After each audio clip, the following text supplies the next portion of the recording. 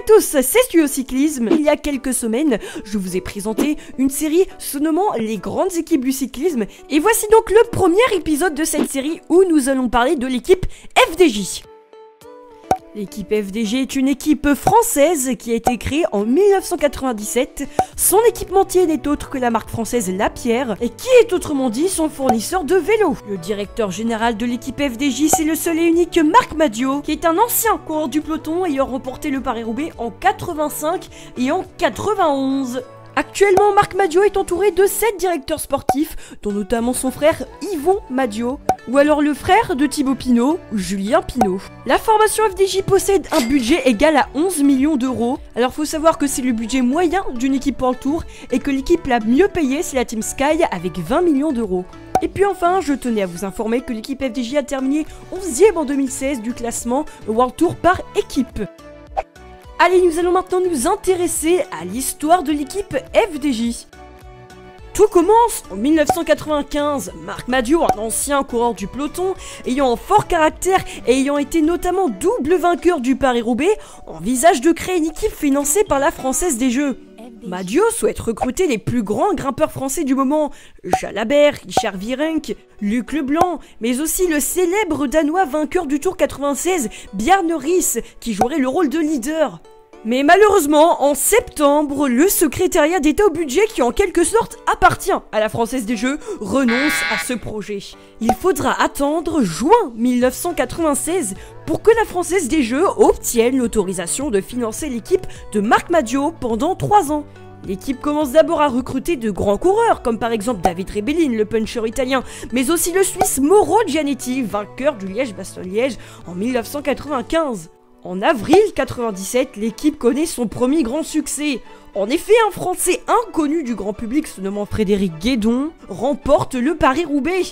Quelques mois plus tard, en août, après une 58e place sur le Tour de France, Rebellin s'illustre sur la classique San Sebastian en décrochant la première place. Ces 2 grandes victoires dans la même année permettent à l'équipe de remporter le classement par équipe de la Coupe du Monde. Alors il faut savoir que la Coupe du Monde de cyclisme a disparu en 2005. Elle récompensait le coureur ou l'équipe ayant décroché le plus de points sur les plus grandes classiques de l'année. Il est temps maintenant que je vous présente les plus grands coureurs ayant rejoint les rangs de l'équipe FDJ. Sachez que l'équipe FDJ a quand même accueilli de grands noms du cyclisme.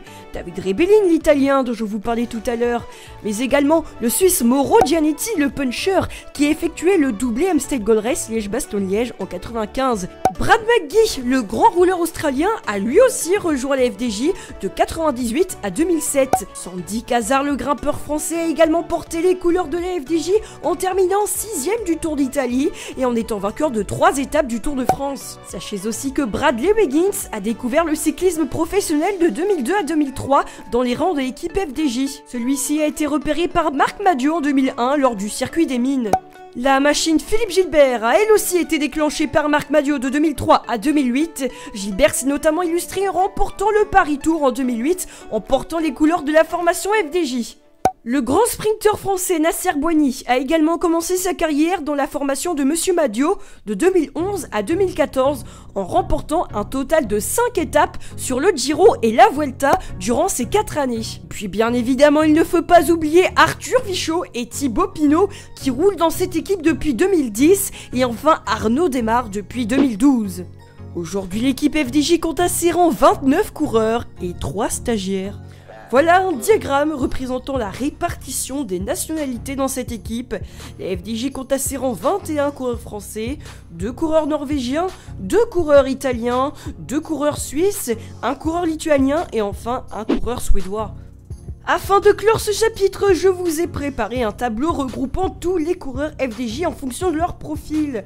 Les noms verts correspondent au transfert de l'équipe pour la saison 2017 et les rouges font référence aux cyclistes qui vont quitter l'équipe FDJ dès 2017. Je vous invite à mettre pause sur la vidéo afin que vous puissiez regarder ce tableau plus précisément. Nous allons maintenant aborder un sujet à propos des moments forts de la formation FDJ. Certes, cette équipe n'est pas la meilleure du peloton, mais notons que son palmarès est assez riche. Un Paris-Roubaix en 97 remporté par Frédéric Guédon qui est quand même un monument du cyclisme, une classique San Sebastian toujours en 97, un Grand Prix de Zurich également en 97, deux Paris-Tours, un en 2006 remporté par Frédéric Guédon et un autre en 2008 où nous avions vu Philippe Gilbert lever les bras. Maggio pourra également remercier la fusée française Arnaud Démare car c'est grâce à ce coureur que la Euro Ace Classic et que le Milan-San Remo sont inscrits dans le palmarès de la FDJ. Il a également remporté 5 championnats de France de course en ligne et 2 championnats de France du contre-la-montre. En 19 participations au Tour de France, l'équipe a réussi à s'imposer sur un total de 9 étapes. 3 ont été remportées par l'ancien français Sandy Cazard. La formation de Marc Maggio s'est imposée à 5 reprises sur les routes italiennes lors du Giro et à 7 reprises sur la Vuelta, notamment grâce à la puissance de Nasser Boigny sur les sprints massifs. Cette année en 2016, l'équipe FDJ a terminé 11e du classement par équipe UCI World Tour, ce qui est son deuxième meilleur résultat depuis le début de sa création. En moyenne, l'équipe cycliste est arrivée en 17e place sur 20 au classement par équipe UCI World Tour en 18 années. Sachez que l'équipe s'est retrouvée à 2 reprises en deuxième division, en 2001 et en 2011, et c'est ce qui va nous amener à parler de ces moments forts. En 2010, la Française des Jeux termine dernière du classement UCI World Tour. À l'époque, son meilleur coureur était Sandy Cazard, qui avait seulement terminé à la 69e place du classement individuel mondial de l'année. Et malgré une victoire sur le Tour de France et sur la Vuelta, la FDJ descend en Continental Pro. Il faut savoir qu'à cette période, l'équipe était en phase de transition. En effet, l'équipe venait de perdre ses plus grands leaders comme Bradley Waggy ou encore Frédéric Guédon, mais encore Philippe Gilbert. Heureusement, en 2011, la FDJ se ressaisit et termine première du classement Continental Pro grâce notamment aux grandes performances de Ioannis Utarovic. 2012 est l'année du renouveau pour la FDJ. Alors déjà, elle ne se nomme plus FDJ, mais FDJ Big Mat. L'arrivée de Nasser Boigny, qui était auparavant stagiaire, et d'Arnaud Démare, sans oublier la révélation du jeune grimpeur Thibaut Pinot, permettent à l'équipe de s'affirmer. Toujours en 2012, Boigny devient champion de France et Pierrick Frédrigo ainsi que Thibaut Pinot remportent chacun une étape sur le Tour de France. Après une 7e place sur la Vuelta 2013, en 2014, Thibaut Pinot termine 3e du Tour de France et remporte le classement général du meilleur jeune. C'est grâce au talent de ce jeune coureur que la FDJ occupe aujourd'hui un rôle de leader sur les grands tours. Pour le dernier chapitre, je tenais à vous faire part de 3 petites anecdotes sur la formation FDJ. La première anecdote va traiter le sujet du maillot tricolore de champion de France. Ce maillot, qui est souvent porté par un coureur de l'équipe FDJ, est considéré comme le plus beau maillot aux yeux de Marc Maggio et de son frère Yvon. C'est pourquoi quand un coureur de l'équipe FDJ porte le maillot de champion de France, les sponsors et le logo de l'équipe n'y sont pas affichés pour que celui-ci reste tel qu'il est. Numéro 2. Suite à l'affaire Festina, une grande affaire de cyclisme dans le dopage, en 98, les enquêteurs se sont intéressés à la Française des Jeux et ils ont recueilli des témoignages de Marc Maggio et de certains coureurs ayant affirmé s'être fait injecter de l'EPO, qui est une hormone augmentant le nombre de globules rouges dans le sang.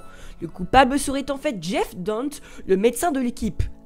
Celui-ci a été condamné à 9 mois de prison avec sursis en 2000. Allez, du positif pour terminer, car en 98, l'équipe FDJ a signé la charte des sponsors.